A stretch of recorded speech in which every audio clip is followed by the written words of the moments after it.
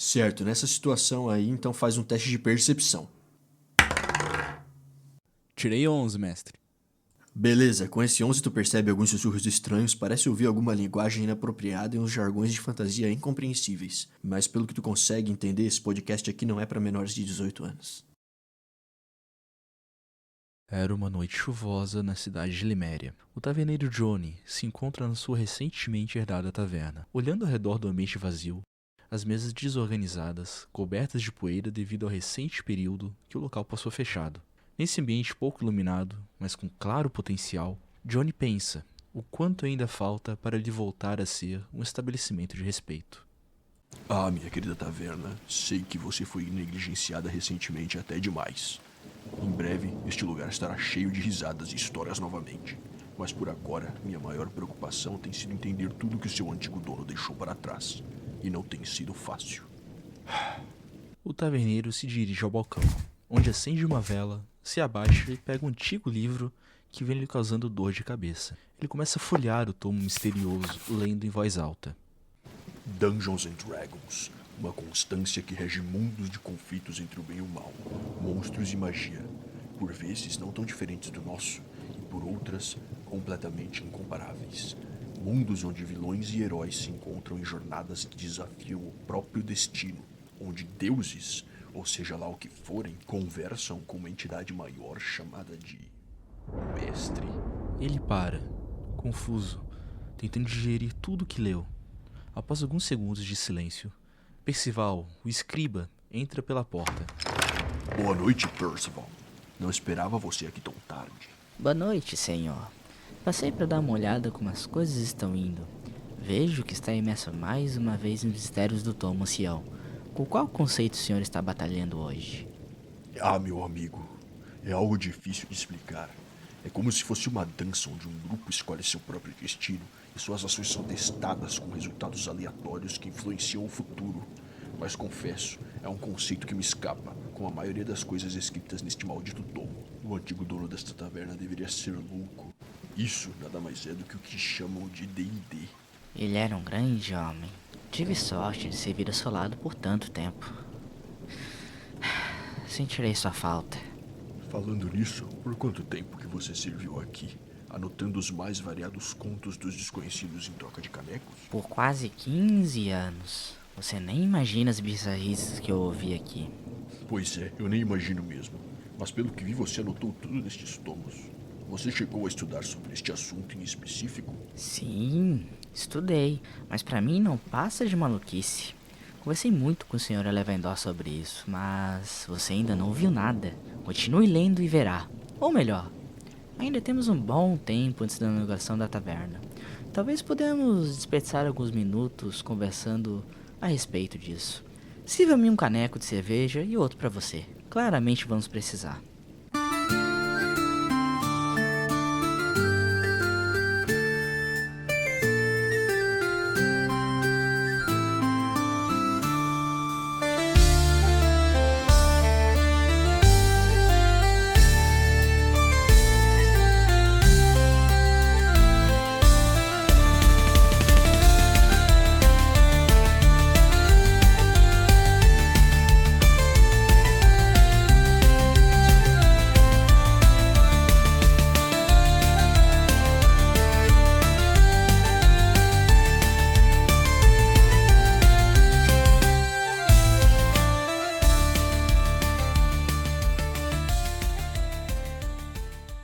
Sejam bem-vindos, então, todos aqui hoje. Esse aqui é o podcast do Contos e Canecos, é a nossa primeira vez aqui. Espero que vocês gostem da gente. Deixa eu falar um pouquinho sobre mim e sobre o meu consagrado companheiro que está aqui junto comigo. O meu nome é Gabriel, eu venho jogando D&D há praticamente hoje quase 10 anos, é mole. E eu comecei jogando no meu colégio, cara. A gente jogava durante 15 minutos no intervalo do colégio. Às vezes também dava uma matada de aula para jogar um D&D. Não recomendo a criançada fazer isso aí, mas era o que a gente fazia.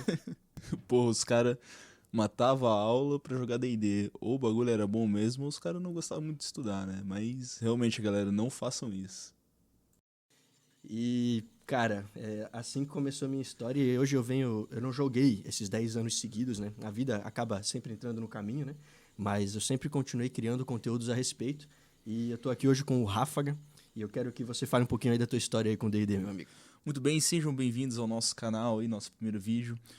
Meu nome é Ráfaga, eu não jogo D&D há muito tempo. Na verdade, eu sempre gostei muito de ver sobre, acompanhar alguns vídeos sobre sessões, histórias e tudo mais. Mas minha experiência de jogar D&D é bem pouca, na verdade, né? Joguei uma one shotzinha só e uma sessãozinha. Então, sou basicamente um novato aí nesse mundo aí. Então, vamos descobrir esse mundo juntos aí, né? Ah, cara, o que eu posso te falar, bicho, é uma coisa que eu realmente, ao longo da vida, me marcou muito, tá ligado? Eu comecei a jogar com 16 anos, bem dizer, né? Na verdade, eu não comecei jogando, cara. É até algo interessante a ser falado. Eu cheguei lá uma vez pra rapaziada lá, um bando de maluco doido lá do meu colégio. Sim. Era em 8 pessoas, que nem eu falei, né? E, tipo, eu falei assim, mano, vocês já ouviram falar de D&D, não sei o quê? Vamos jogar? Vai todo mundo, vamos. Eu falei, tem que ter um mestre, pô. Já Alguém começou aí mestrando? sabe? Alguém aí alguém sabe mestrar? Não, ninguém sabia. Ninguém sabia nem o que era D&D, a maioria, né? Aí eu falei assim, mano, então vamos lá, eu mestro pra vocês. E eu comecei daí a criar mapas, criar o meu mundo, né? Desde lá, e venho criando ele até hoje, desde então. Hoje tem até... Tô fazendo uma aventura, inclusive, né? E Nossa. é isso aí, mano, nunca parei. Já começou desde o início, sempre mestrando, então. No fogo. E posso falar, mano, era uma bosta, a gente jogava tudo errado, fazia tudo errado. Eu lembro uma vez, mano, o moleque pegou e... Ele era ladino, tá ligado? Ele fez a classe dele ladino. Aí, Sim. todo mundo aprendendo ainda a jogar, né? Mano, o moleque pegou assim uma hora e falou assim, acho que eu tenho que rolar esses dados aqui. Ele tava com a mão cheia de dados, tá ligado? E daí eu falei, mano, não é possível que isso aí tá certo. Rola aí, foda-se. Rolou e jogamos e seguiu o bagulho. Mas com o tempo a gente Tudo foi torto. aprendendo e fazendo tudo errado, mano. Foi melhorando com o tempo, tá ligado?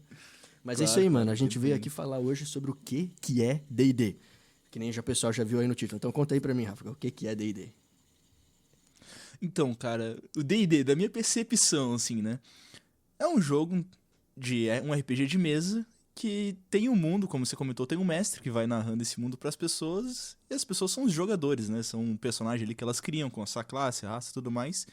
E eles vão criando as histórias juntos, é isso mesmo? Tipo, não tem uma linha a ser seguida. Tipo, as decisão deles é o que conta, né? Então, cara, é isso mesmo. Dungeons and Dragons, né? Ele é D&D, que nem a gente chama.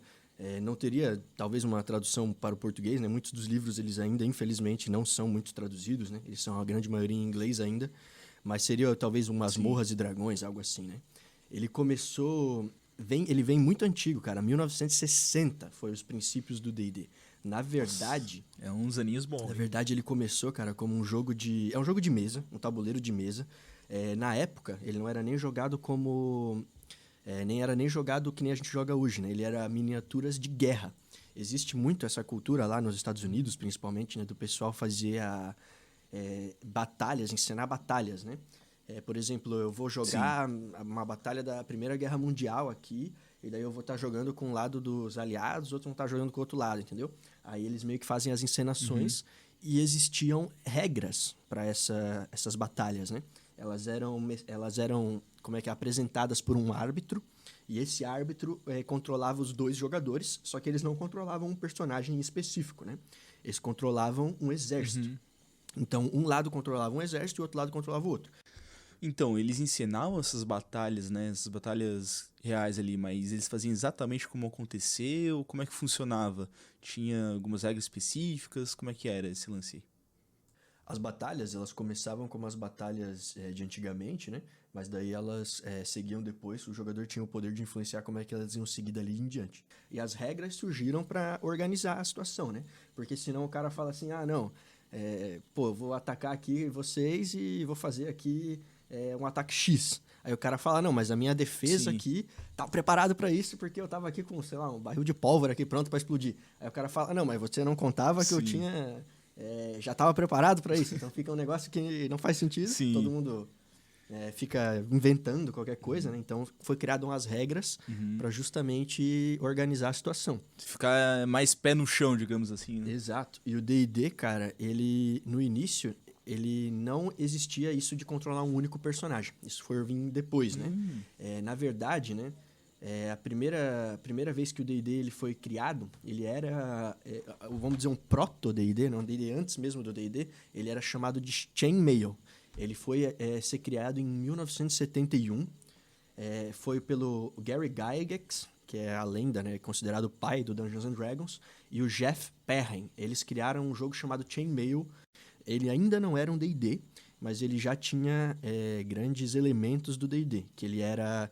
Já existia os magos, as unidades... Era ainda essa batalha de exércitos, né? Mas nesses exércitos já tinha a situação da fantasia.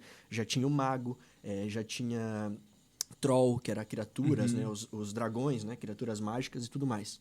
Mas ele ainda eram... os personagens ainda eram... como eu vou te dizer? Unidades de batalha. Eles ainda eram... Eu não controlava o meu personagem ainda, entendeu? Tá, então esse personagem, ele fazia parte de todo o pelotão ali, ele era mais fraco então, né? Não é como ele funciona os personagens de hoje em dia, né? Ele era só mais um ali dentro.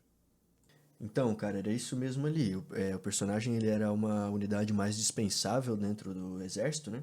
E daí ele tinha a chance de se tornar um personagem superior com o tempo, mas eles normalmente costumavam morrer. O Gary Gygax também, na verdade, ele acabou criando a Gen Con em 1968, até antes desse Chainmail existir, né?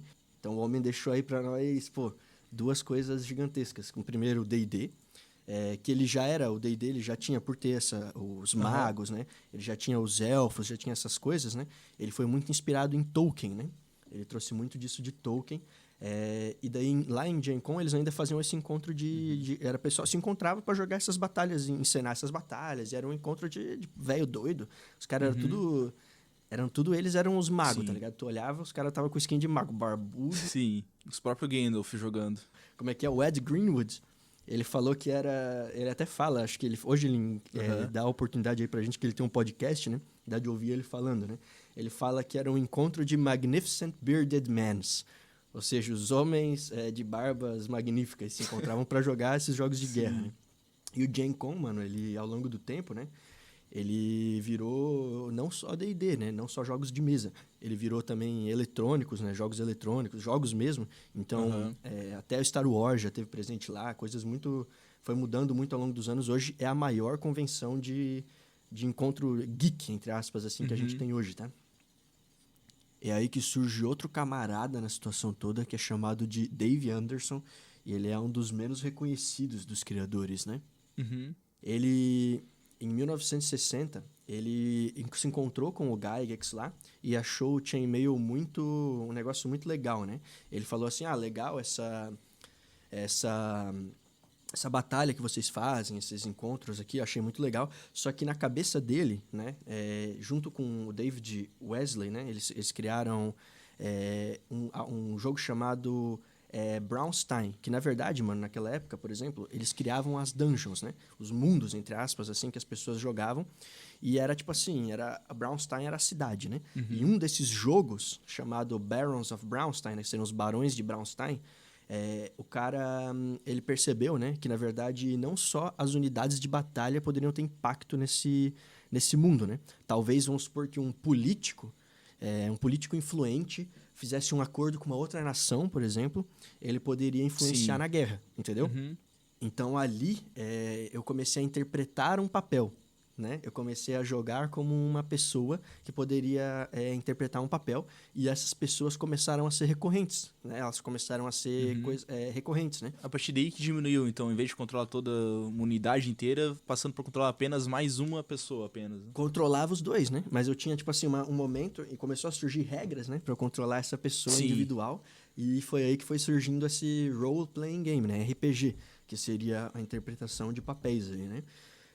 Então, o que aconteceu? Em 1969, pegaram ideias de um já tinha mais ideias sobre o cenário da batalha, no outro já tinha mais ideias de como controlar o personagem, e eles gostaram muito de jogar, né, nas campanhas, e um tinha a sua campanha, o Gygax tinha Greyhawk, né, que era o cenário dele, e o Anderson, ele tinha um cenário chamado, acho que se eu não me engano é Blackmore, que ele era uma situação mais sci-fi. Ele era tipo um mundo de D&D mesmo, que a gente tem hoje, só que tinha robô, tinha uns negócios mais estranhos, assim, sabe? E eles tinham esses dois mundos, eles se uniram e fizeram, em 1974, o Dungeons and Dragons Caixa Branca, né? Que foi a primeira edição de D&D mesmo, né? Só que essa... Aí, então, foi oficialmente o primeiro D&D lançado. Então, existe muita discussão, né? Porque o D&D ali, ele ainda não era o D&D que a gente tem hoje, né? Como eu falei, existia esse jogo chamado Chainmail, e o D&D, cara, ele começou ali, entre aspas, né? Ele já era dividido em 3 livros, que era um livro para o jogador, um livro para os monstros, e tesouros também, né? Que as pessoas iam encontrar, e um livro para a criação da dungeon, que vai ser onde a gente vai jogar, né? Só que esse livro, ele era meio estranho, porque olha só, tu tinha esses 3 livros para jogar, que em teoria eu poderia pegar eles e jogar, só que faltava muita coisa, né? Sim. Então, o que acontecia? Esse livro ele era meio que uma DLC daquele primeira edição de Chainmail. Ele não tinha regras para iniciar combate direito, então eu tinha que saber já meio que trazer um legado disso, daquele jogo deles chamado Chainmail, né? Então não era muito bom pra iniciantes, né? Ficava meio perdido ainda se não tinha jogado aquele outro jogo anteriormente. Completamente medonho. Era completamente medonho pra quem pegou assim, vou começar a jogar. Não ia entender nada, ia ter uma noção, mas ia ter que criar muito, né? Então, existe muito esse conceito, né, em D&D. Em toda vez que tu vai jogar, existem as house rules, né? São as regras da casa. Como eu vou chegar aqui hoje, a gente vai jogar. Pô, eu faço isso aqui um pouco diferente. Então, essa aqui é as regras que a gente vai usar. Tá todo mundo de acordo? Sim, vamos seguir. Um exemplo que eu consigo citar de uma house rule é que na mesa que eu joguei uma vez, a gente podia resetar a magia nos descansos curtos também, não só nos descansos longos, pra deixar o jogo um pouco mais dinâmico, assim. Isso muito vem dessa época, cara, porque como faltava conteúdo no livro, Sim. eram livros pequenos e faltava um pouco do conteúdo, o pessoal acabava que tinha que criar muito por conta. Sim, usar a criatividade ali Então, e se virar, né? Exato, e é um jogo totalmente imaginativo, né? Então, ali que surgiu essa situação das house rules, começa muito de lá. Mas, como eu falei, tinha que ter já um pouco desse conhecimento do Chainmail, né? Então, além de ter os 3 livros que seriam essencial para jogar, eu ainda tinha que ter um quarto. Eu tinha que ter esse Chainmail para conseguir começar a entender. Sim. E não era muito organizado, né?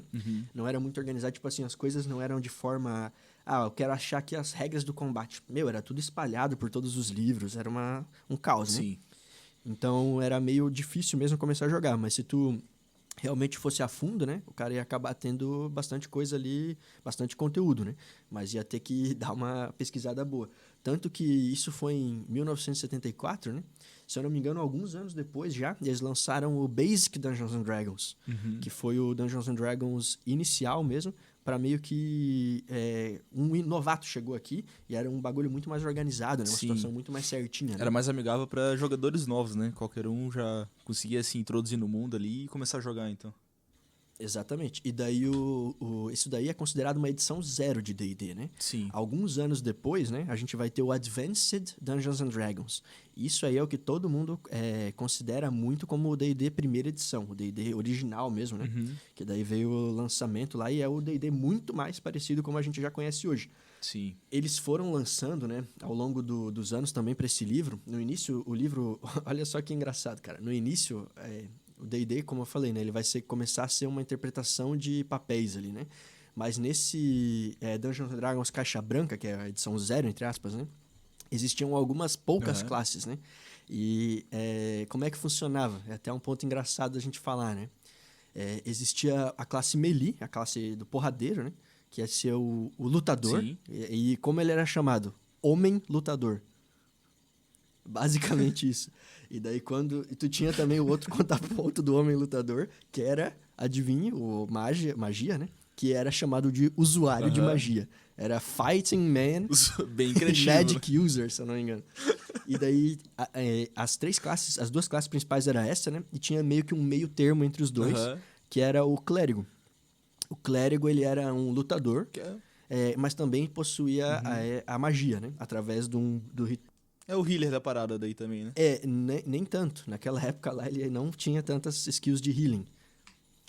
Mas ele era a junção do combatente e do usuário de magia. Então ele era o melhor, entre aspas, dos dois mundos, mas nunca era o melhor lutador e nunca era o melhor usuário de magia. Mas ele era o mais versátil, talvez, né?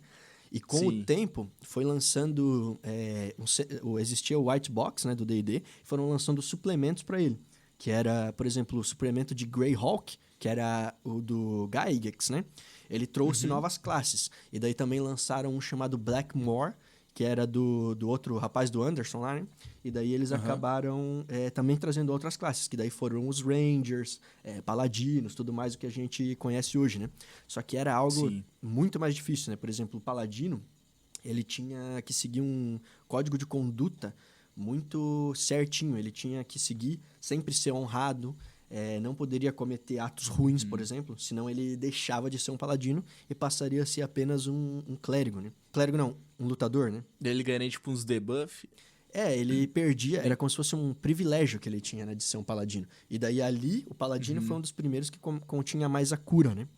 Sim, entendi.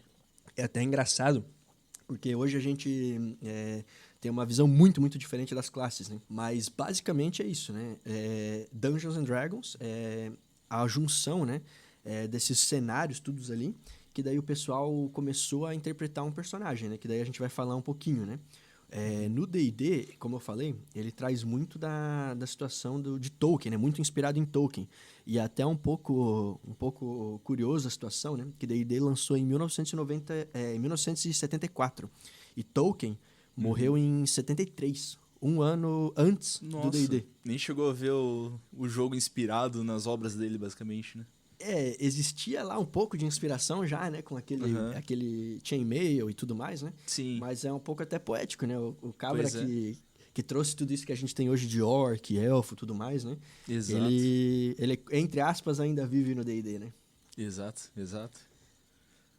Mas, cara, o jogo em si, né, se tornou um fenômeno, né? Hoje você tem pessoas, não só o D&D, como outros cenários de RPG que surgiram depois, né? Sim. D&D Viraram inspirou fenômenos. muita coisa, até da cultura pop em si, né? Foi inspirando músicas, filmes, séries, livros, tudo mais, né? Ele se inspirou muito em livros, né? O início de D&D é muito inspirado em Sim. livros, né? Mas ele também, hoje em dia, é inegável, né? Que teve até muito famoso aqui no Brasil, né? Caverna do Dragão. Também foi Exato. muito famoso um tempo atrás. O pessoal jogava muito aqui Vampiro, né? Vampiro à Máscara. Todos esses cenários, querendo ou não, surgiram através de D&D, né? Exato. E hoje, muito famoso também na gringa, né? Estourou lá fora lá o Critical Role, né? Que é algo insano, né? Tipo, gigantesco mesmo. Hoje eles estão com cenários novos e tudo mais. Mas tudo isso surgiu lá atrás, né? Mais de 50 e tantos anos atrás, né? Quase 60 anos. Exato. Pois é, muito tempo. Então, basicamente, o que é o jogo, né? Ele é um grupo de pessoas que se reúne. Normalmente vão ser seus amigos, né? Pessoas que você já tem uma intimidade maior. Mas podem ser também desconhecidos, né? Mas as pessoas vão se reunir. E elas vão criar um personagem. Então, eu vou ter uma ideia de um personagem, né? Eu acho que meu personagem, eu gostaria muito que ele fosse um usuário de magia, né? Eu gostaria muito que ele fosse um lutador. Então, já existem classes pré-definidas hoje lá no livro, né? Sim. Para cada gosto que a pessoa tiver. E daí, eu crio esse personagem. E normalmente vai ter daí como a gente comentou já, um árbitro, né? Que é o que é comumente chamado de mestre. Que esse mestre ele vai apresentar e arbitrar, ele apresenta o mundo para os jogadores e a história do que vai estar acontecendo, né? E ele conta pro pessoal e o jogador, o papel dele, né? Vai ser com esse personagem criado, tá fazendo a reação a esse mundo, né? Então, eu vou apresentar uma história, por exemplo, todo mundo se encontrou, normalmente até é o meme, né? Todo mundo, quando começa uma aventura, entre aspas, se encontra na taverna, vamos dizer, né? E É daí o ponto de início do jogo, né? É algo clássico, né? E daí eles se encontram na taverna para justamente começar uma aventura, né? Então, o mestre fala assim, o taverneiro chamou todos vocês já... Normalmente, quando você está começando o jogo, né? Os jogadores, os players, né? Os bonecos criados já, né? Eles já são, os personagens, no caso, né? Eles já são heróis, entre aspas, renomados. Um pouco melhor do que a média do mundo, entendeu? Sim. Se eu sou um lutador, eu já sou um lutador que teve, sei lá, vamos supor que no passado eu era um gladiador, vamos dizer, né? Então eu já tive, talvez, alguma experiência nessas batalhas e fiquei famoso, entre aspas. Famoso relativo, né? Mas e seria o justificável pro rapaz, o personagem, né? Ser nível 1, ser um lutador nível 1, né? Pra já ter aquelas habilidades de luta que ele possui já, basicamente, né? Exatamente. E daí o mago, talvez, ele já estudou em tal lugar, e daí é isso que é legal, né? Você vai fazer a criação do teu personagem de acordo com o que... com a história dele, né? Existem já histórias definidas no livro. Por exemplo, o meu personagem antigamente era um marinheiro. Vai ter lá o passado de marinheiro no livro, e esse Sim. passado ele vai te dar certos benefícios, né? Mas existe também, por exemplo, o passado de nobre, existe o passado de charlatão, existe o passado, na verdade, do que você quiser. Então, vamos supor que eu quero criar um passado que não exista. É plausível isso, né? Você teria que discutir com o seu mestre, mas o limite é literalmente a imaginação. E se tu não tiver ideia de que classe jogar, por exemplo, tu pode se basear pelo passado, né? Do que tu tiver a fim de interpretar como jogador, tu pode se basear nele pra criar as outras características do teu personagem, né? Tipo, classe, antecedentes, essas coisas tudo, né? Exatamente. Isso já tem muita... eu não tenho ideia nenhuma, eu tô começando agora, eu tô zero criatividade. O livro, ele já te traz muitas opções, né? O livro já te traz muitas opções. Mas eu, como mestre, né, uma dica que eu posso dar pra alguém, né? Vou começar agora, eu quero criar um personagem, não tenho a mínima ideia do que fazer. O que a pessoa pode fazer é pegar um personagem de um jogo que a pessoa gosta, de um livro que a pessoa leu e achou interessante, ou de um filme, alguma coisa assim, né? E se inspirar nisso. Então, por exemplo, eu comecei a jogar agora, não sei o que eu quero fazer, mas eu jogava muito no computador The Witcher, no Xbox, sei lá, enfim, né? Sim. E daí posso criar um personagem e criar um Geralt, entre aspas, daquele mundo, entendeu? Exato, exato. Então a pessoa pode se inspirar sim. E literalmente o limite é a imaginação, né? Exato. E pras classes, não tem uma classe que é mais boa para iniciante. Isso são todas iguais, assim. Um cara iniciante consegue se virar com qualquer uma. Então, um certo... Existem várias classes, né? Mas existem classes que são mais simples, isso é inegável. Quais que são as classes mais simples? As marciais, né? O que é uma classe marcial? Vão ser os lutadores. Então, eu sou um anão guerreiro, vamos dizer, né? É muito mais simples, pô. Eu vou pegar o meu machado, eu vou andar até o cara e vou dar porrada. Justo. Né? Mas se eu for pegar um mago, eu teria que estudar um pouco mais da mecânica das mecânicas de magia, né? Então, existem... até é interessante a gente falar um pouquinho sobre essa questão da magia, né? No D&D, como é que funciona? Cada classe vai ser boa em alguma coisa. Eu vou criar um personagem, como a gente estava falando, e vamos supor que ele é um lutador. Então, o que esse lutador vai acontecer? Ele vai ser provavelmente muito bom, muito forte, porque basicamente ele dá porrada nos outros, certo? Então, esse lutador ele vai ser bom, ele vai ter atributos, né, que vão ser como força, atletismo, né, perícia, por exemplo, de atletismo, que vão ter benefícios para ele, né, quando ele faz essas questões, né? Então, vamos supor que ele está fazendo uma queda de braço, né? Ele está lá na taverna, lá, esperando começar a aventura, e está fazendo uma queda de braço. Aí ele vai ter mais força, então é muito mais provável que ele vai ganhar, por exemplo, se ele fizer uma queda de braço com o mago. Sim. Que faz mais Né? sentido também, né? Então, não necessariamente, né? Mas se a gente fosse ver na rolagem dos dados, né? Como é que funciona, né? Vamos supor que você vai apostar uma queda de braço. Como é que o D&D funciona? Ele tem um conjunto de dados, né? Que você rola, e quando você vai fazer uma ação, você vai estar sempre rolando o dado de 20 lados, né?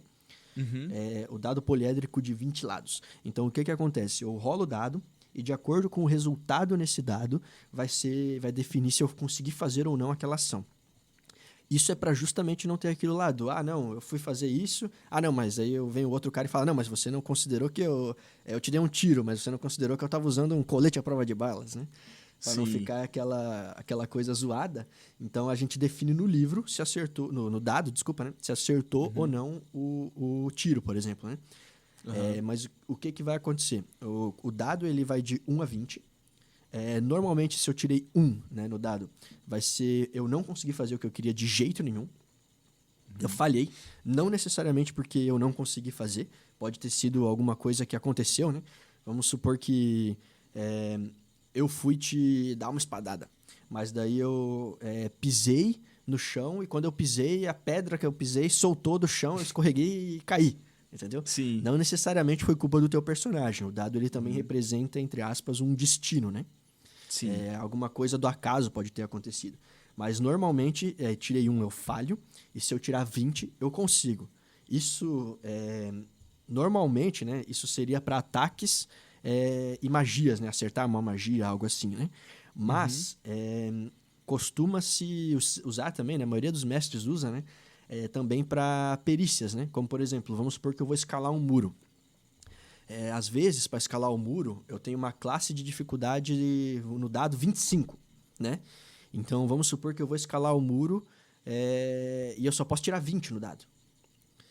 Então, em teoria, eu nunca vou conseguir escalar um muro muito difícil de escalar, que seria a classe de dificuldade 25, né? Sim. A não ser que eu tenha os bônus que me levem àquele número. Mas, normalmente, o que o pessoal costuma fazer, e que é o mais legal, na verdade, né? Tirou 20, consegue. Sim. Pra tudo. Quero fazer qualquer coisa, tirei 20 e consegui. 20 é o acerto crítico, né? O acerto crítico que a gente chama, né? E o 1, né? Seria a falha crítica. Sim. Dá errado de todo jeito, dá errado. Não, alguma coisa deu errado, ou tu falhou, ou alguma coisa aconteceu. Eu tava tentando passar escondido pelo guarda, mas eu tropecei e deixei tudo cair, aconteceu alguma coisa, e fez barulho, o guarda acordou, entendeu? Sempre vai dar alguma situação.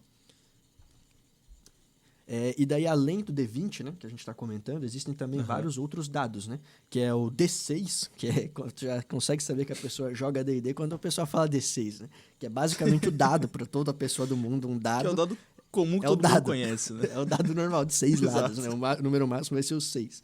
Mas a gente chama de D6, né? E daí, o que acontece? Existem também o D4, o D8, o D10, o D12 e o D100, né? Que também é o D10, pode ser também, né? Mas esses dados, normalmente, eles vão ser para dano. Então, vamos supor que eu vou te atacar, né? Eu vou te atacar com uma espada. Essa espada provavelmente vai dar um D6 ou um D8 de dano. Vai depender do modelo dela, né? Isso tudo vai estar falando lá nas classes. E daí, eu vou rolar o dado de dano para ver quanto que eu te acertei, né? E daí, em contraposição, né? A classe vai também ter um dado de vida. Então, vamos supor que eu sou um lutador, né? O lutador, ele vai ter... O guerreiro, né? Ele vai ter um dado de 10 lados de vida. Mas vamos supor que eu sou um ladino lá. Eu tô te atacando lá pelo... A gente tá jogando, né? E eu tô te atacando. Então, pra ver se eu te acertar, eu vou rolar o D20. Pra ver se eu acertei a tua armadura, né? Cada classe vai ter um nível de armadura. E daí, eu rolo o dado. Tirei a tua armadura ou mais. Eu te acertei. Então, agora, como é que eu vou saber se eu dei o dano? Eu vou rolar o dado e ver. Então, eu vou rolar o D8, vamos dizer. E daí vai cair lá 2 no dado. Então, eu tirei 2 de dano. Aí, quando você criou o personagem, você tinha rolado... No primeiro nível, na verdade, é sempre o dado cheio, né? Então, você tinha 10. Como um dado de 10 lados, você tinha 10 de vida. Se eu te dei 2 de dano, agora você tá com 8. Sim, se chegar a 0 a vida, daí a pessoa ainda tem 3 chances de se salvar, né? Ela pode fazer 3 testes... Se der 3 sucessos, ela volta, mas se der 3 falhas, daí o personagem dela morre de vez, né? É isso aí, a pessoa vai rolar 3 dados, né? Na verdade, vai ser o que acontecer primeiro. Todo turno dela, ela vai rolar o dado. Se chegar em 3 falhas primeiro, ela morre. Em 3 sucessos, daí primeiro, ela volta, né? Sim. E daí passa a vez, né? E você me ataca depois, digamos assim, né? Mas isso é que é a questão, né? Não necessariamente você precisa me atacar, né? O D&D em si, ele é considerado, né, 3 pilares, né? O pilar da exploração, que vai ser eu apresentando o mundo e vocês explorando, né, descobrindo esse mundo. Sim. Vai ter o combate, que é isso que a gente estava tratando agora. E vai ter também o roleplay, né? Vamos supor a seguinte situação. Você criou teu personagem lá, um mago, e você está andando na rua, vem um bandido te atacar. Vamos supor que você pode tentar lutar com ele, como você pode tentar convencer ele a não te roubar, contar uma historinha triste e ver se cola. Só na lábia. Tentar. Vamos supor que você tentou, né? Sim. Você rola o dado para ver se você convenceu ele. Tudo é uma possibilidade, né? Então, literalmente, vai definir. Vamos supor que se o teu personagem ele é um bardo, um cara que canta, né? Alguma coisa assim do gênero. Sim. Ele talvez vai conseguir convencer alguém melhor do que um guerreiro, lá com um cara mal encarada, lá, digamos assim, segurando um martelo. Mas aí você consegue tentar fazer qualquer coisa, né? E não sou eu que vou dizer se vai funcionar. Na verdade, se eu for o mestre, vai ser eu que vou dizer se vai funcionar. Mas o que vai influenciar se deu certo ou não, principalmente é o dado, né? Então, tipo, até no meio do combate, se eu quiser, em vez de atacar, sei lá, tentar roubar a arma do inimigo, algo do tipo, posso tentar fazer também? Pode, em teoria, se você tiver... vai ser... Isso a gente chama, né? Até é interessante você falar, mas a gente chama de um teste contestado, né? Uhum. O teste contestado, como é que ele funciona? Basicamente, você vai rolar um dado, eu vou rolar um dado e quem tirar o dado maior vence. Primeiro de tudo, vamos voltar no início, né? Como é que o que define o combate, né? Quem vai agir primeiro? Existe um roll, que a gente rola o dado, né? E vai ser a iniciativa que a gente chama. Então, você rola o dado de 20 lados. Vamos supor que nessa situação do ladrão te encontrando na rua. Tu tirou 2 no dado, né? Aí eu rolei o dado, eu tirei 3. O meu dado é maior que o teu, de iniciativa, então eu vou agir primeiro. Então o bandido eu vou descrever, o mestre vai descrever, né? O bandido vai até você e, né, ele saca uma adaga e fala, pra perder o Playboy, passa tudo pra mim. E daí ele fez uma ameaça, digamos assim, né? Ele fez essa ameaça com essa fala dele.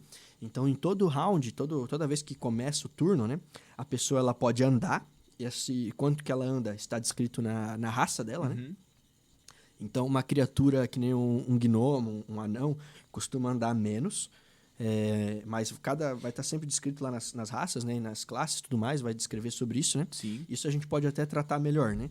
Mas ela pode fazer uma ação de andar no turno dela, ela pode fazer uma ação normal, que seria talvez atacar com uma arma, lançar uma magia, alguma coisa assim, né? Ela tem uma ação bônus, que normalmente vai ser algo da classe dela, que vai poder fazer essa ação bônus. Por exemplo, é que realmente é muito pouco usado, né? Mas eu costumo usar a regra da casa que uma ação bônus seria beber uma poção, por exemplo, né? Sim. Então, eu poderia beber uma poção ou fazer alguma coisa do gênero, né? Então, seria ação bônus e uma ação livre. Ação livre é algo mais simples, que nem sacar uma arma, abrir uma porta, fazer uma fala simples, né? E daí, todo turno, a pessoa faz isso. Então, e o que vai definir se ela vai conseguir suceder nessas ações, passar ou falhar nessas ações, é o roll do dado, né? Então, tudo é democrático. É o jogo mais democrático possível, né? Tudo é definido na base dos dados ali, né?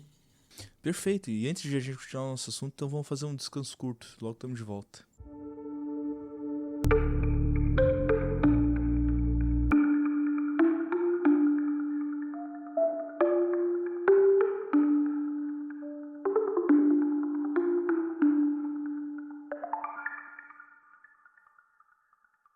Ambos fazem uma pausa após o longo diálogo. Já estão enchendo o caneco pela 5ª vez. O taverneiro, com uma cara confusa, questiona. Isso realmente é coisa de doido. Como sabemos que nós não estamos sob a influência desse D&D agora mesmo? E como temos certeza que não há ninguém controlando as nossas ações neste exato momento? Exatamente. Essa é a verdadeira pergunta. A verdade é que não temos como saber. Eu mesmo parei de pensar sobre isso para não enlouquecer. Talvez Elevendor tenha descoberto a verdadeira resposta dessa questão, seja lá onde ele estiver. Ah, estava me esquecendo. A Guilda Mágica finalizou as gravações do que irá tocar durante as transmissões. Ele então retira do bolso um cristal preso a um estranho dispositivo. Após apertar um botão, um anúncio começa a tocar.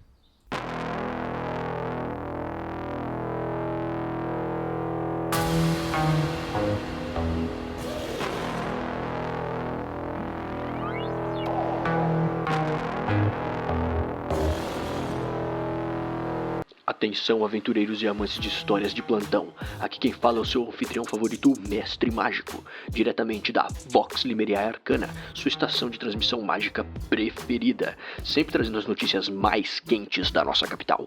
Hoje eu tenho um anúncio especial vindo diretamente da taverna Contos e Canecos.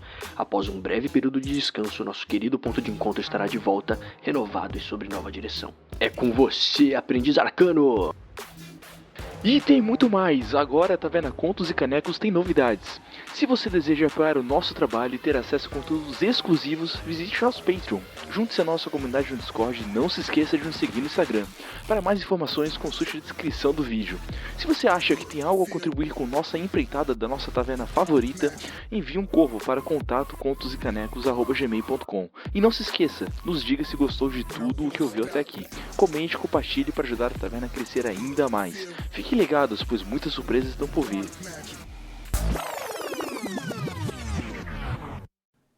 Essa baboseira de mago não faz sentido, como sempre, mas se é isso que a juventude está falando hoje em dia, que seja. Mas pelo menos a música tá bem legal. Sim, sim, mas onde estávamos na conversa mesmo? Ah, claro.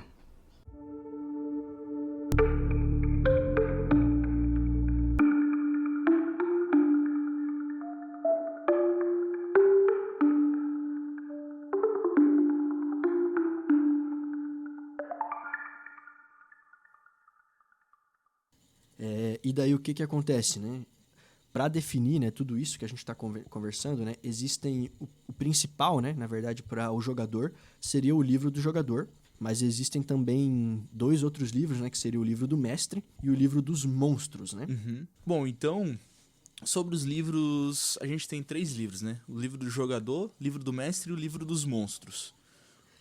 O jogador, ele se preocupa com o livro dos monstros também, ou só o livro do jogador? Porque o livro do mestre eu sei que é só pro mestre, né?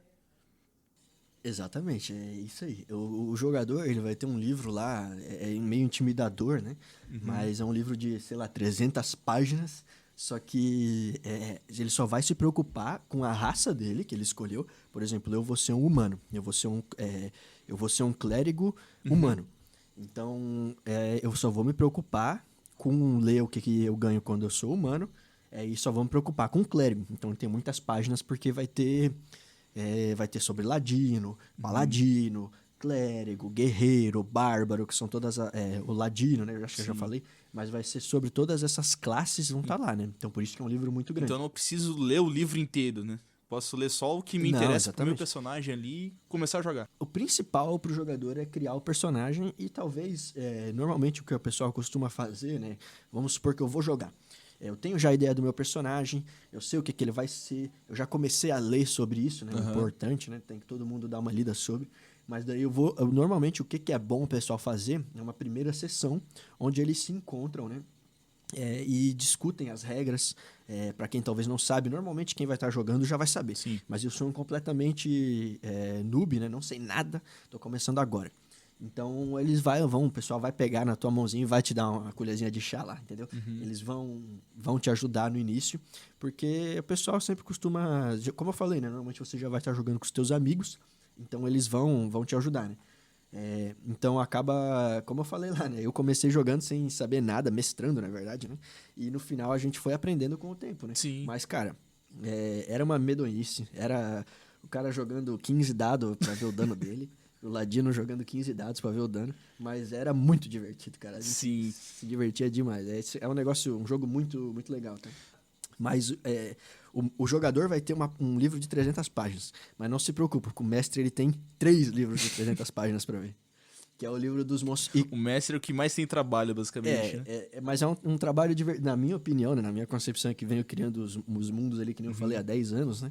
É algo muito recompensador, cara. Eu acho bem legal. Mas que nem tu falou, o jogador precisa ver o livro dos monstros. Eu acho que, principalmente o jogador inicial, não.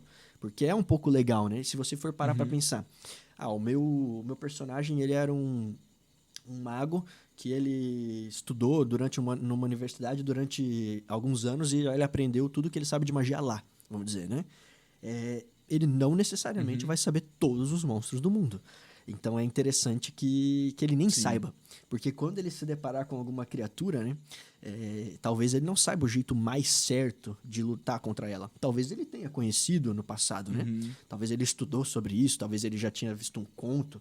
Porque, querendo ou não, normalmente vão ser um mundo que, como a gente tá falando, né? Vão ter monstros, né? Que monstros são esses, né? Os mais variados tipos de criatura, todas elas normalmente medonhas e assassinas. Sim. Então... E é até legal, tipo, o jogador não saber, porque ele vai estar interpretando o personagem, então ele vai descobrindo junto com o seu personagem, né? Então, é até interessante, por mais, que nem o mago ele já estudou sobre, leu sobre, mas aí a gente pode usar talvez o recurso dos dados, fazer um teste, alguma perícia, alguma coisa que o mestre decidir pra ver se o personagem sabe. Se ele souber, talvez o mestre informar pra ele o conhecimento que ele tem. Daria pra fazer algo desse sentido também, né? Por isso que quando tá jogando com um jogador novo, eu acho que é o mais legal, né? Porque ele não tem um conceito que a gente chama no jogo, né? Que é o metajogo, né? Por exemplo, É que nem a gente está falando dessa situação do mago, né? O mago talvez nunca estudou sobre criaturas, mas ele se encontra com um golem, por exemplo, né? Que ele é um Sim. construto mágico, normalmente de metal, mas existem vários tipos de golem. Mas vamos supor que é o de metal. Normalmente acaba tendo o golem, ele acaba tendo uma pedra preciosa que não necessariamente uma pedra preciosa, mas um núcleo dele, que é um núcleo mágico que acaba dando poder para ele, né? Normalmente é um Sim. cristal. Então o que acontece? Às vezes o jogador quer parar esse golem, mas o personagem em si não sabe disso, mas o jogador sabe que tem essa pedra, vamos dizer, né? Sim. Então, às vezes, o jogador vai lá e fala, eu quero achar a pedra, o personagem fala, eu quero procurar a pedra que tá, como é que chama? Tá dando energia para esse golem. Mas não necessariamente ele saiba disso, talvez, né? Então, é Sim. por isso que um jogador inicial, que não sabe nada, acaba talvez sendo um jogador perfeito, né? Porque ele não vai saber mesmo, e ele vai aprender junto com as ações do personagem dele, né? E com os erros do personagem dele. Exato. Dá até mais emoção pro jogo em si, né? Fica mais divertido, né? E daí quando eu tô jogando, né, até uma parte dessa da interpretação de papéis, vamos supor que eu já jogo há 10 anos, né, o jogo, e eu sei tudo, não tem o que eu não vi ainda, né? Sim. Vai sempre ter, porque um mestre normalmente vai criar alguma coisa que tu não viu, ou vai jogar uma regra. O livro, eu costumo dizer que ele é mais ou menos o que tem que ser seguido. Mas pode mudar, cara. Na verdade, o certo é mudar. O certo é todo mundo se adaptar e se divertir com aquilo. Exato. Então, adaptações são até necessárias às vezes, né? Mas então, o jogador sabe tudo, né? Então, o jogador, a pessoa, né, que está jogando, controlando o personagem. Então, às vezes, ele vai ter que, na parte da interpretação de papéis, ele vai ter que se botar no lugar daquele guerreiro que não sabe. Talvez aquele guerreiro mais burro, que não sabe realmente o que está acontecendo, nunca estudou sobre isso. E talvez ele não tome a melhor ação possível, mas ele tome a ação que aquele personagem tomaria, entendeu? Sim. Então, como eu falei, os livros aí são mais ou menos um que deve ser seguido, mas acaba sempre desviando um pouco disso, né? Sim, sim. Aí como é que esse jogo ele é estruturado, né? Ele tem o que a gente chama de campanha, que ele é a história completa do início ao fim, né? E daí também tem as sessões. As sessões, elas são o que vai ser jogado naquele dia. Todo mundo se encontra, senta para jogar e vai jogar o tempo que tiver, né? O tempo necessário, né, no caso. E daí também tem o que você comentou, que é aquilo que a gente chama de one shot, que é uma campanha que começa e termina no mesmo dia, né? Então, para resumir, né, a gente pode dizer que a campanha seria uma temporada de uma série, né? E as sessões seriam os seus episódios, né? E a one shot a gente pode referenciar como sendo um filme, no caso, né? Que em uma sessão já tem ali o seu história contada ali, basicamente. E qual seria o tempo ideal, né, dessas sessões? Eu acho que o tempo ideal, né, na verdade, para ser jogado, é em torno de... Dá para jogar um tempo que você tem disponível, né? Isso é a verdade. Às vezes eu vou ter 1 hora para jogar, 2 horas. É possível jogar nesse tempo, né? Acaba sendo normalmente uma campanha menos séria, porque é um jogo que não dá tempo para ele ser tão sério, né? Mas vamos supor... Sim, não dá pra se aprofundar muito em detalhes. Isso, né? acaba sendo mais uma coisa rápida mesmo, né?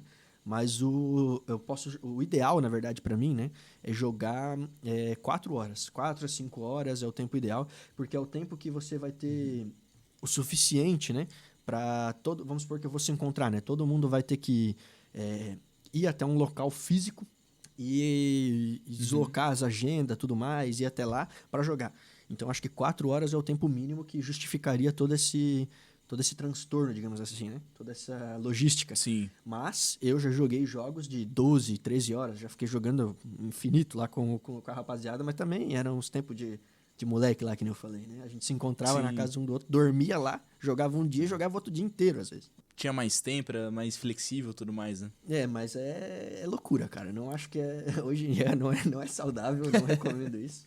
Mas dá pra ser feito, né? Tem gente que só joga assim, sei lá, mas é maluco, né, na minha opinião. Eu acredito que 4 horas e eu comecei a jogar, por exemplo, como eu falei, né, com 8 a 9 players, né, em 15 minutos. Então, tudo errado. Mas muitos jogadores foram acabando saindo, tava só no hype lá da hora, né? Mas acabou quitando. E a gente acabou ficando com 4 jogadores na campanha, no final. E eu acho que isso é o ideal, porque 4 jogadores, todo mundo consegue fazer o que quer, consegue desenvolver o personagem da forma que aquele personagem faria as coisas, né? E todo mundo tem o seu tempo, entre aspas, de fazer o que quer, né? Então, se eu tiver 8 personagens, acaba ficando algo meio rushado, talvez, né? Isso eu acho até interessante a gente comentar, né? A quantidade de jogadores, que nem tu comentou, uns 4 é ideal pra cada um se aprofundar no seu personagem. Menos que isso, tu acha inviável, tipo, muito rápido? O que você acha? Eu já cheguei a jogar com 3 personagens. Dá pra jogar, em teoria, até com um personagem. Tem gente que joga um mestre e um personagem. Eu acho meio zoado, mas é possível. Inclusive, talvez uma campanha de alto nível, um nível 20. Tô chegando no nível 21, entre aspas, que nem existe, né? Sim. Talvez seria algo de um personagem único. É até legal comentar que no D&D, né, a gente começa no nível 1 e vai até o máximo de nível 20, né? Mas eu não sabia que dava até pra continuar além disso, né? Criar mais níveis. Algo pra criação mesmo do mundo e tudo mais, eu consigo ver isso acontecendo. Mas normalmente seria 3 personagens a 4 personagens pra mim é o tempo ideal. Até 5 dá pra ser feito sem problema nenhum. Porque daí, claro que você vai ter a dinâmica de cada grupo, né? Vai ter grupos que trabalham melhores juntos e grupos de amigos que talvez não trabalham tão bem juntos, né? Por exemplo, se eu estou jogando com um desconhecido, eu não vou ter o mesmo entrosamento, né? Sim. Então tem um pouco disso, né? E até isso que é um pouco da situação social da parada, né? Como eu falei, a gente começou jogando em amigos, né? Mas, cara, não era, né, digamos, o jeito mais certo de ser jogado, né? Tipo, tinha um maluco que jogava com nós, que ele era nosso amigo, mas, pô, o cara era muito zoado, mano, muito zoado. Tipo assim, a gente zoava muito ele, não que ele era zoado, né? Sim. Ele era uma pessoa normal. Inclusive, ele é gente fina aí, fala com ele às vezes, joga um joguinho aí com ele, mas ele, tipo assim, hoje, eu olhando pra trás, eu vejo que nós vacilamos com o cara, tá ligado? Porque sempre que fazia uma zoação era ele, tá ligado? Sim. Então, tipo, algo assim. Então, tem um aspecto social da parada que tem que ser levado em consideração. E isso, muitas vezes, cara, vai cair pro mestre. Naquela época lá, eu zoava o moleque, mas hoje eu já vejo que eu era errado, era uma atitude errada, tá ligado? Então, tipo assim, muitas vezes, vamos supor que tem um jogador que tá brigando com outro. O mestre vai chegar e vai falar assim, cara, não gostei da tua atitude ali, tal, por que tu tá assim, brigando com o cara, né? Tens alguma coisa fora do jogo com ele, né? Alguma coisa assim. Então, acaba sendo O mestre vai intermediar a parada ali, né? o mestre, isso o pessoal não costuma falar muito, cara, mas acaba sendo o papel do mestre, é isso, né? Ele também Sim, claro. vai negociar ali a questão dos jogadores também. Não necessariamente o mestre, né? Pode ser também, vamos supor que a gente vai se encontrar todo mundo na casa de um jogador. Talvez esse jogador vai ditar essa regra, eu não quero que aqui na minha casa faça X, né? Então, cara vai falar isso. Mas, normalmente, cara, acaba sendo a responsabilidade do mestre, né? Isso foi algo que eu fui aprendendo com os anos, né? Isso é até interessante de o grupo entrar em consenso, né? Se reunir antes de começar a jogar e definir ali os limites de até onde pode ir e tudo mais. E ficar todo mundo alinhado e criar as regras do grupo. Então, jogando de novo, o cara vai aprendendo, né? E o mestre, né? Normalmente, ele também vai fazer toda a preparação da história, né? Ele vai ter uma história do mundo, né? Tipo assim, vamos supor que a gente vai seguir o jogo e o jogo vai ser sobre... uma vez, por exemplo, eu vou dar um exemplo aqui do que a gente jogou. Eu tinha na minha campanha, os dragões, eles não existiam no mundo. Então, é o Dungeons and Dragons, né, no mundo que estava sem os dragões temporariamente. Sim. Mas o que aconteceu? Isso foi devido a toda uma história que aconteceu, uma guerra, que os dragões foram banidos e tudo mais. Porém, a campanha era que os dragões estavam voltando. Então, o que aconteceu? Um cara chamou o grupo dos meus aventureiros, se eu não me engano, foi numa taverna, e eles estavam estudando sobre esses indícios que os dragões estavam voltando, né?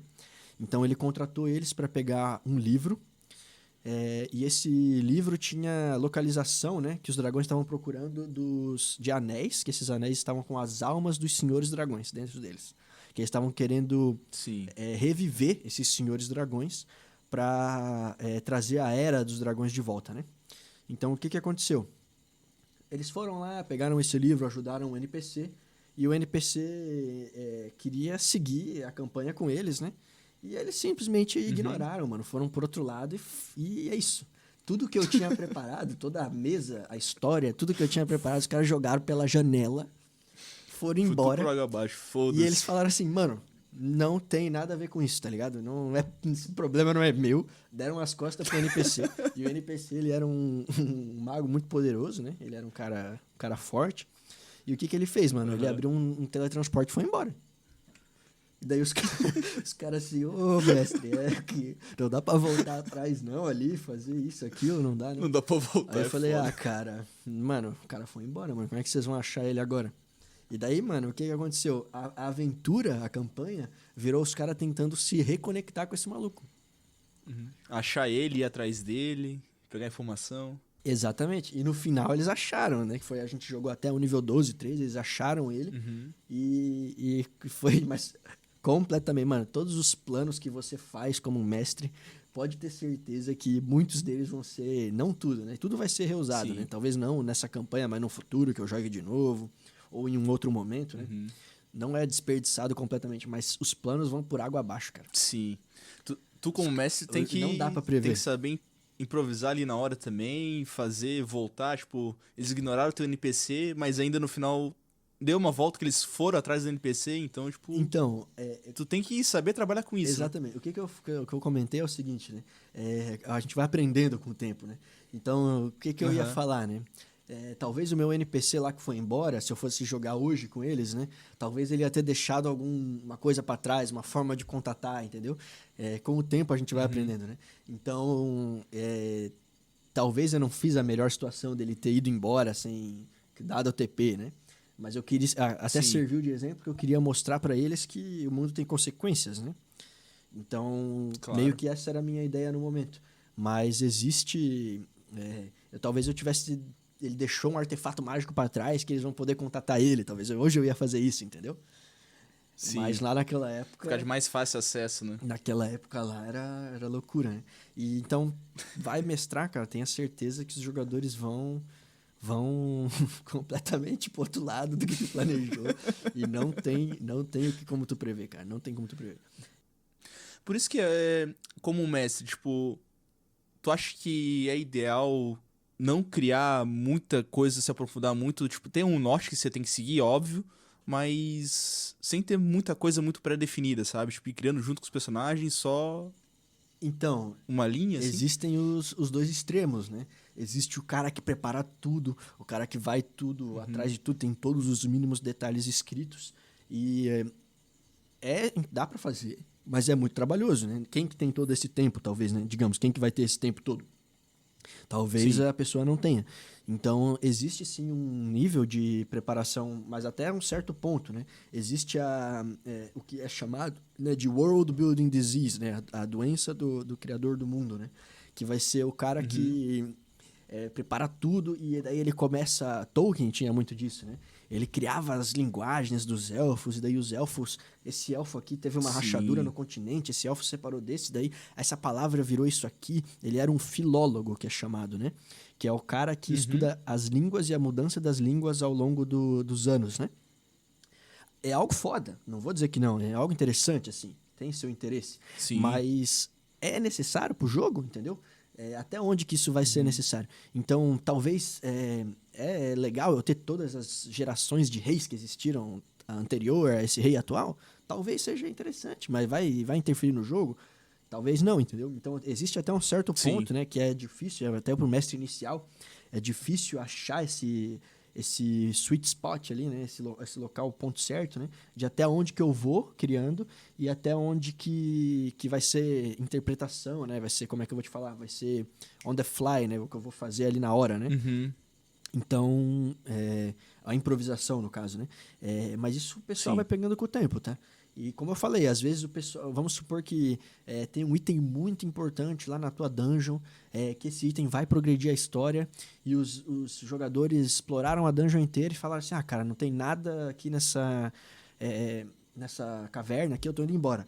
Talvez, quando eles estão saindo, eles vejam um item brilhando e esse item chame a atenção e vá ser o item que vai progredir a história. Ou seja, talvez esse item que era pra estar no lugar X, talvez ele tá no lugar Y. Entendeu? Então, muito disso o cara vai aprendendo com o tempo. Até algo que talvez a gente possa falar num futuro episódio, né? Pra não se alongar muito. É interessante, com certeza. Mas por que eu vou jogar D&D, né, cara? Por que eu não vou abrir aí o Fallout New Vegas e jogar 500 horas de Fallout New Vegas? Por que eu vou jogar D&D? Porque, cara, o D&D, o incrível dele é que ele é barato, né? Então, tudo que eu quiser fazer, até como ler um livro, digamos assim, né? Se eu quiser fazer uma série, gravar um rei caçando na floresta com 50 mil soldados lá, 50 mil é um exagero absurdo, né? Mas vamos supor que com 500 pessoas na floresta fazendo os acampamentos. Olha todo o trabalho que eu vou ter para fazer isso.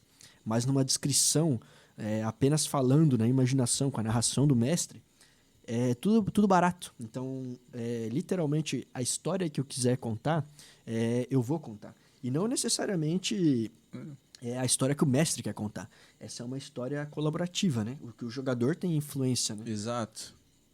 O grupo inteiro tá participando na criação desse mundo, né? Sim, inclusive uma dica pro mestre iniciante, né, é fazer com que o jogador se interesse por esse mundo, né?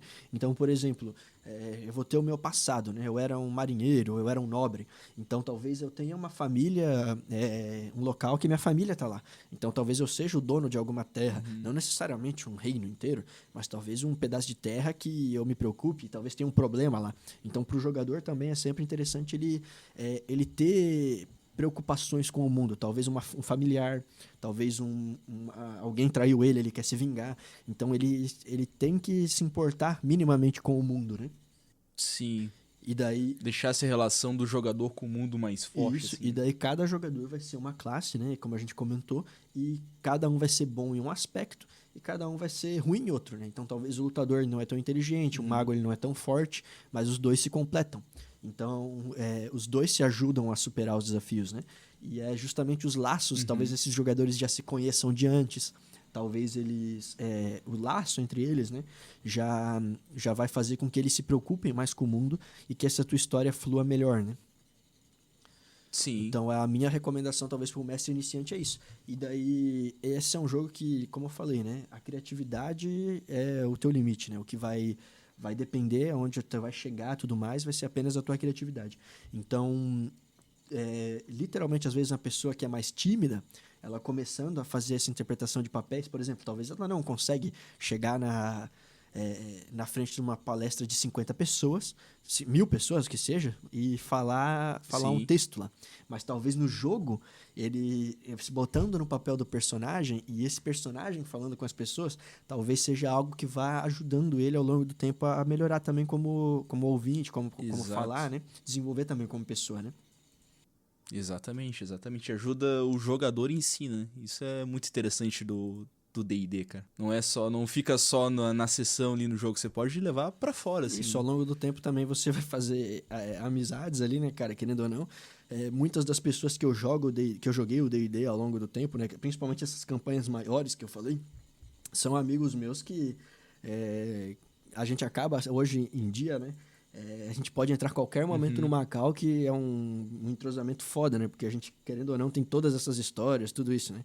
Então, acaba sendo algo que vai ser sempre muito engraçado, cara. Nunca vai acontecer da forma que tu espera. Isso é um pouco da mágica disso também, né? Que vai ser sempre uma surpresa diferente. Isso é massa, cara. Talvez um dia, mano, a gente jogue aí também. Eu crio uma mesa aí, a gente chame aí pra mestrar, pra te jogar. Hoje em dia, né, a gente acaba tendo muito do advento do jogo online, né? Que a pessoa pode estar criando uma mesa online e acaba sendo muito mais fácil, né? A pessoa se encontra virtualmente, né? Então acaba sendo uma vantagem maior nessa questão, né?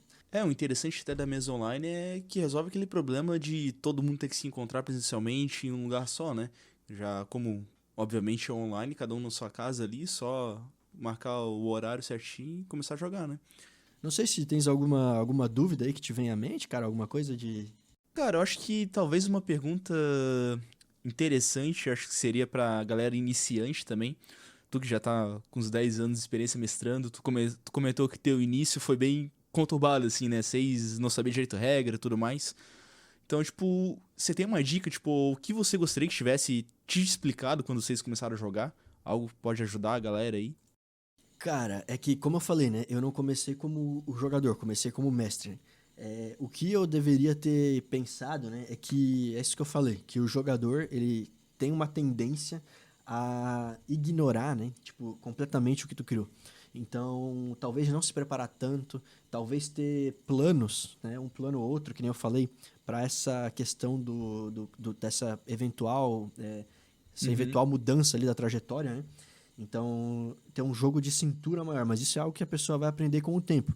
E pro jogador, cara, principalmente o jogador, ele acaba sendo uma criatura... Existem, né, os jogadores que são inexplicáveis, né? Existem muitos jogadores que eles vão ser, por exemplo, o cara que quer ser o melhor jogador, né? Digamos assim, o melhor personagem possível. O personagem, ele é bom em tudo, ele fala com as pessoas, ele luta bem, ele sabe magia, ele não sei o quê. Existem formas de conseguir isso, né? Mas e acaba sendo que muitas pessoas vêm com essa mentalidade, às vezes, pro jogo, né? Mas não necessariamente... Porque o videogame é meio assim, né? Se a gente parar pra pensar, né? Eu vou querer ter o melhor personagem, o personagem mais forte, né? Eu vou querer sempre ser o mais poderoso. Então, eu vou querer procurar a melhor espada, eu vou querer fazer isso, eu vou querer fazer aquilo pra ser o melhor. Mas, no D&D, cara, muito é como eu falei, muito vai ser as tuas fraquezas também. No que eu sou bom e no que o outro consegue me ajudar também. Então, é meio que um jogo realmente colaborativo. A pessoa tem que abraçar um pouco dessas vulnerabilidades do personagem, né? Talvez o meu personagem, ele é um personagem que... Eu sou uma pessoa, talvez, que consigo falar com as pessoas, mas o meu personagem, às vezes, não. Então, talvez é interessante abraçar esse lado do personagem, né? Ou então, o meu personagem, ele é muito arrogante, ou não sei o quê, né? Talvez uma falha dele, e querendo ou não, vai ser uma construção, né? Então, nunca tentar, talvez, ser o personagem perfeito. E outra coisa que eu posso falar, né? Tentar não... ter um pouco de, talvez, empatia até com o próprio mestre, né? Porque, como eu falei, às vezes o jogador tenta fazer cada coisa, cara, que eu diria que vale a pena, mano, vale a experiência. Cada mestre um dia jogar né, uma campanha é interessante e vale muito a pena um dia todo jogador mestrar também. Porque são coisas que a pessoa vai aprender os dois lados, né? Então, tentar colaborar com a história em geral, né? Tipo, o que eu vou falar que aconteceu já comigo, né? Uma vez a gente estava jogando, né? Eu estava jogando nessa situação. Aí o meu irmão até estava mestrando. E tinha um jogador que ele queria fazer várias coisas mirabolosas lá. E estava atrasando, assim, o lado, né? Então, meio que focar... não necessariamente o que eu quero fazer, às vezes, seja a melhor ação. Tentar pensar um pouco, né? Às vezes, existe uma forma, como o grupo, de progredir a história um pouco melhor, né? Então, naquela situação, se eu não me engano, a gente estava tentando falar com um responsável da cidade, né? Por causa de um problema que estava tendo. E o meu personagem tinha uma forma direta de falar com aquele cara, né? Que por causa do meu passado e tudo mais. Então era algo que seria resolvido aqui, ó, né? Estralar os dedos, resolvido. Porém, o cara lá, ele queria fazer todo um trajeto, tentar se esquivar lá e entrar escondido pra falar com o cara, brigar com os guardas, fazer um monte de coisa, né? Que às vezes não necessariamente é a melhor decisão. Não, ele tem essa, né? Como eu falei, é um jogo que justamente permite você fazer qualquer coisa, né?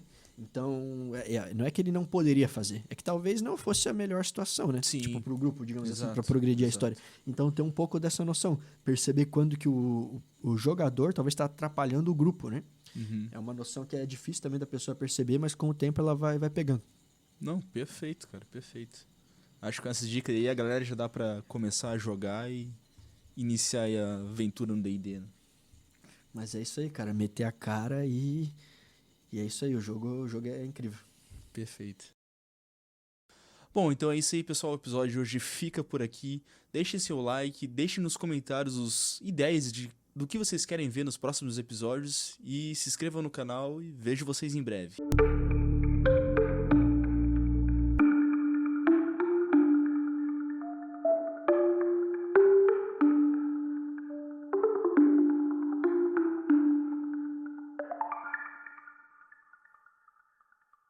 É o seguinte, Percival, é melhor a gente parar por aqui antes que eu enlouqueça, ou que você acabe com a minha cerveja.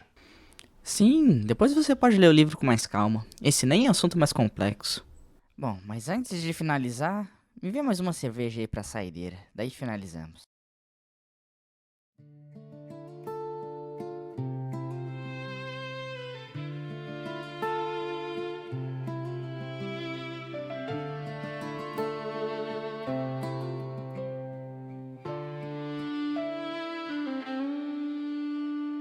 Lantern flicker, shadows sway, the fire's whispers fade away. The mug half empty sits alone, the night hums low in a tired tone. Last call lullaby, sing me to sleep.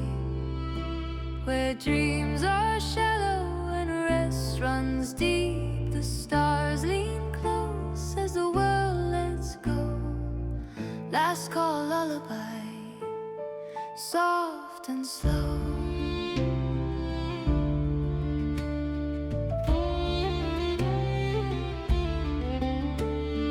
Boots scuff floors worn smooth with time. Echoes linger like an old bell's chime. The barkeep hums his voice aside. Closing time. The moon climbs high.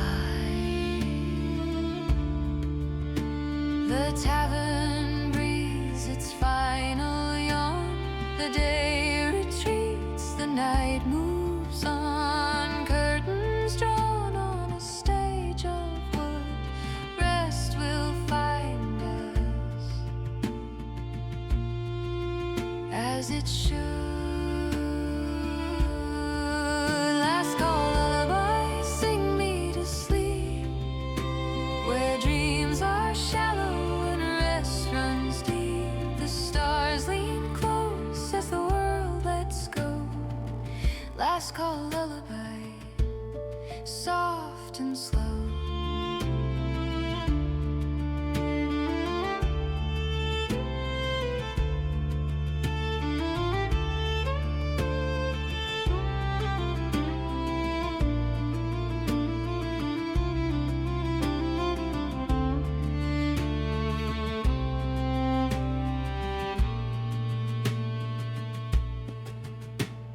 Candles dim and the stories fade. The world unwinds its busy parade in the quiet of night where stillness stays.